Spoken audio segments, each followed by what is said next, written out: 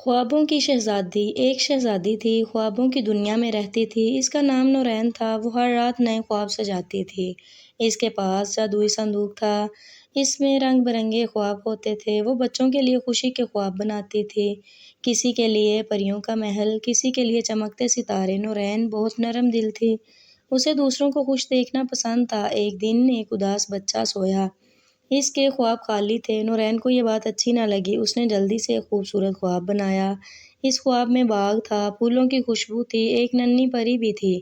بچہ مسکرانے لگا، نورین خوش ہو گئی۔ اس نے اور بھی خواب سجانے شروع کیے۔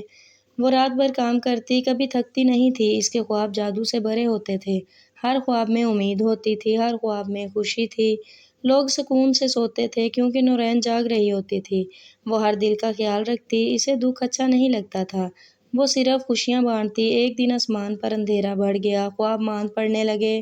نورین پریشان ہو گئی، اس نے ہمت نہ ہاری، اس نے اپنے سب خواب خوبصورت۔ اندھیرا کم ہونے لگا، خواب پھر روشن ہو گئے۔ اس نے سیکھا، ہمت ضروری ہے، خواب کبھی ختم نہیں ہوتے، بس انہیں سجانے والا چاہیے۔ نورین ہمیشہ جاگتی رہی، ہر دل میں خوشی بھرتی رہی۔ خوابوں کی